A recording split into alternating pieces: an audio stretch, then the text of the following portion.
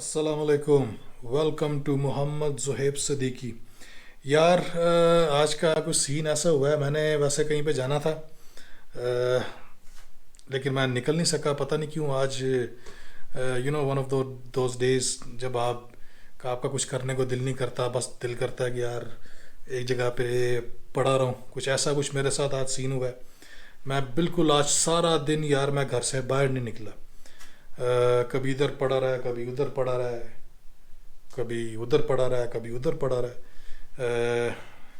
खाने के लिए भी मैं आज कुछ बाहर कुछ खाने के लिए भी नहीं गया, कुछ लेने भी नहीं गया। घर में कुछ दो चार आलू से पड़े हुए थे, वही बस उसी को as as you have seen, बस वही काट के थोड़ा सा मतलब वो आलू की भुर्जी टाइप जो भी बनी बस बना के खा लिया अल्हम्दुलिल्लाह।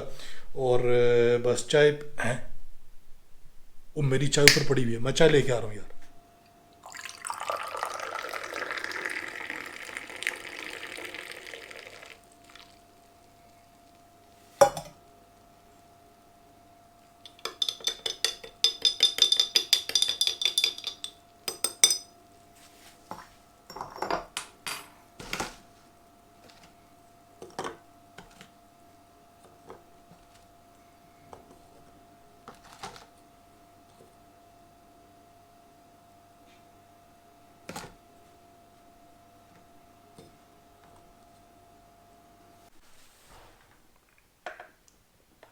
जी, पता ही नहीं चला यार, चाय ऊपर रखी हुई थी, बच गई है। एक बिस्कुट खा लूँ यार जरा।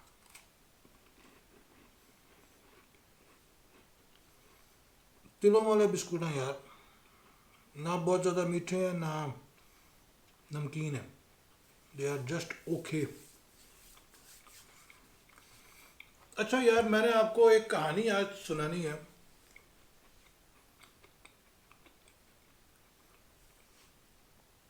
आबिद की।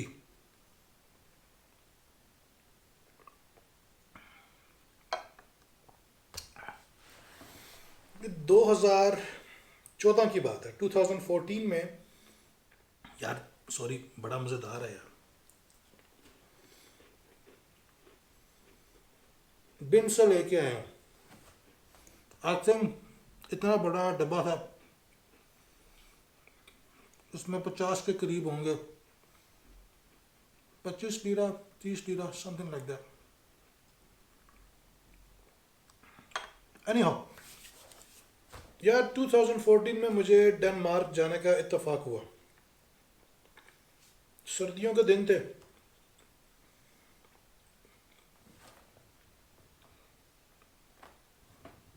टार्जन।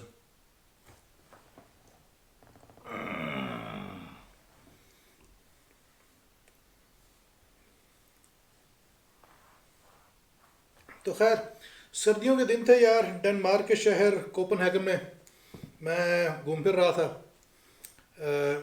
अचानक क्या हुआ, मैं किसी, हाँ, इलाके का नाम था नॉर्ब्रो, इफ़ आई स्टिल रिमेंबर। यहाँ पे फॉरेनर्स बहुत ज़्यादा थे, ये यहाँ पे बहुत ज़्यादा फॉरेनर्स इस इलाके में थे, नॉर्ब्रो में। तो नॉर्ब्रो में मैं घूम फिर रहा था, किसी पतली गली से अंदर बाहर निकल रहा था। तो मुझे यार पाकिस्तानी जो न्यूज़ चैनल है ना, मुझे याद नहीं, जियो या ARY, इसके म्यूज़िक की आवाज़ आई। मैं बड़ा हैरान, मैंने कहा यार इधर देखूँ ये आवाज़ कहाँ से आ रही है, ये ARY या ये जियो किसने यहाँ पे लगाया हुआ है। तो मैंने इधर उधर देखा, बहुत ज़्यादा दुकानें या कोई मतलब, it was like a residential flat, apartment type गली थी।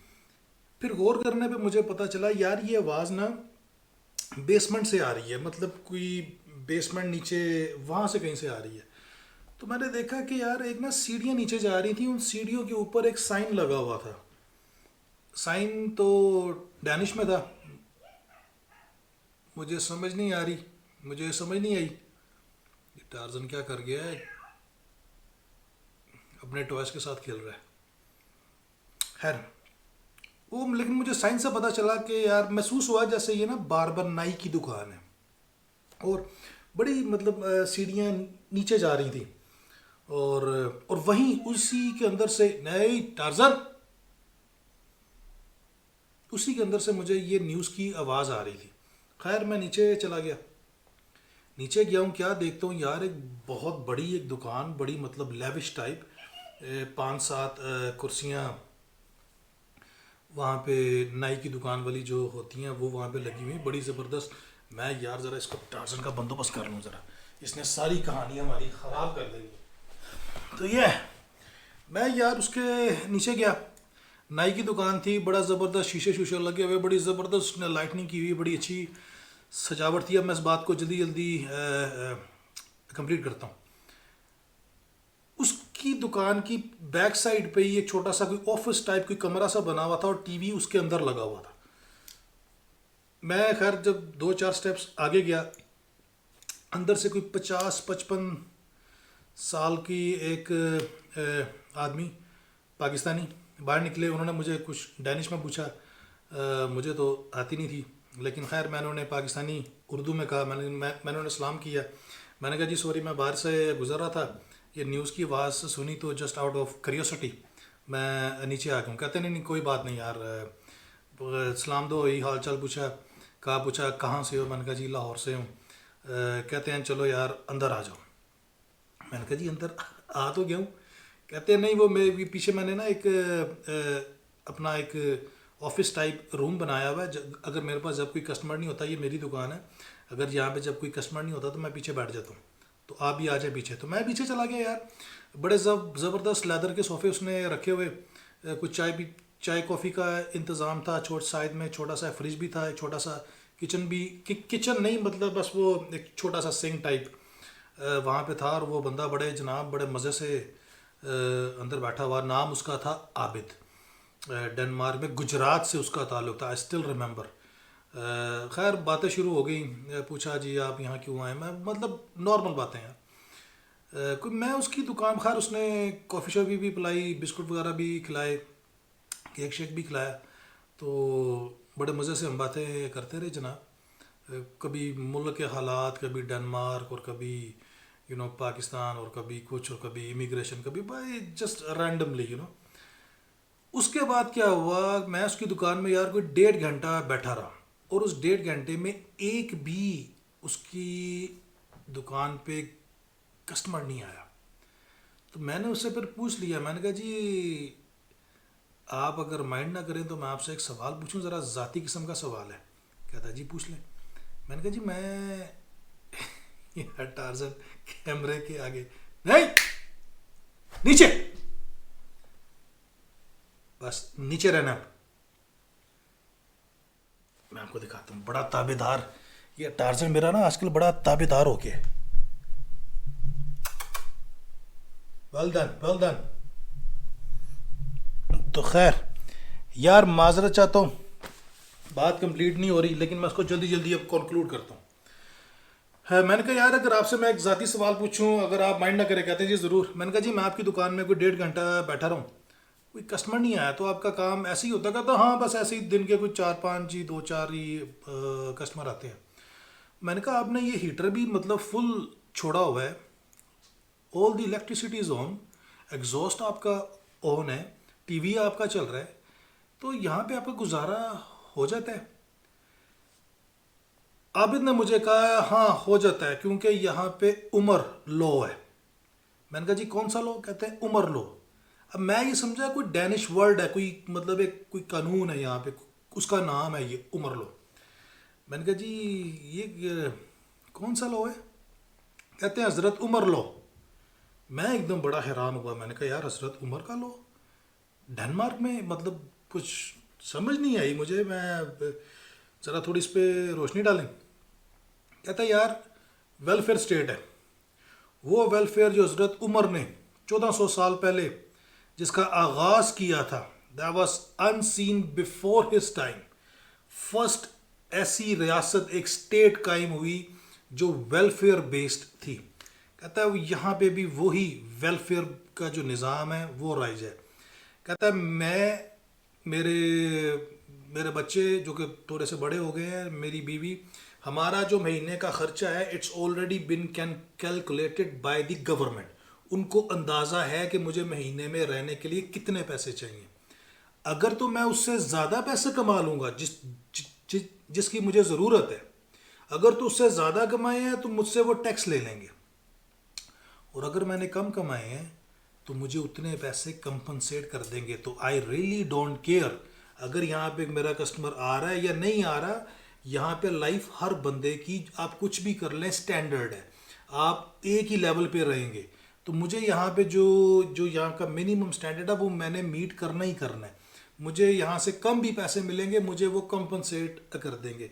अगर मैं ज़्यादा पैसे कमा लूँगा तो उनको टैक्स पे कर दूँगा। सो आई रियली डोंट केयर का आए या ना आए, मुझे मेरे खर्चा मेरा चल रहा है। यूरोप की बहुत ज़्यादा कंट्रीज़ में, ख़ास तौर पे स्कैंडिनेवियन कंट्रीज़ में, ये वेलफेयर का जो लॉ है ये बहुत स्ट्रॉन्ग है और वेरी डीप रूटेड है।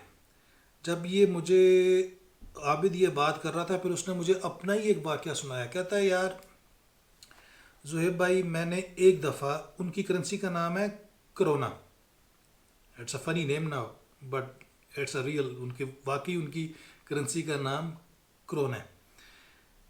कहता है मैंने एक दफ़ा, और मेरा ख्याल है कि 100 रुपये में, 100 रुपये में, I am not really sure, लेकिन कोई बहुत ज़्यादा कोई मतलब हाई फाई डॉलर से कम ही है। कहता है यार मैंने एक दफ़ा 1 करोना टैक्स एक्स्ट्रा पे कर दिया। जो मेरी कैलकुलेशन हुई, जो मैंने कैलकुलेट किया, जो भी मेरा हिसाब किताब था, उसमें मेरे 1 करोना फालतू मैंने टैक्स पे कर दिया। कहता है हुकूमत ने, जो टैक्स का डिपार्टमेंट है, उसने 4 करोने की डाक की, पोस्ट की टिकट लगा के मुझे चेक भेजा वापस 1 करोने का, कि आपका 1 करोना फालतू टैक्स आया है तो आप ये वापस लें। 4 करोने की टिकट हुकूमत ने लगाई मेरा 1 करोना वापस करने के लिए। तो कहता है I am pretty much financially secure here. मुझे पता है कि यार ये एक स्टैंडर्ड है यहाँ पे, मैं इसके ऊपर जा नहीं सकता और इससे नीचे मुझे हुकूमत ने आने नहीं देना। आबिद जब ये बात कर रहा था तो ये बात उसने भी बड़ी शर्मिंदगी से कही और मैंने भी बड़ी शर्मिंदगी से सुनी कि एक ऐसा वेलफेयर का निज़ाम जो कि हमारा था, जो कि मुसलमानों ने इंट्रोड्यूस किया, आज किसी मुसलमान कंट्री में वो नहीं है। और जो सारी जो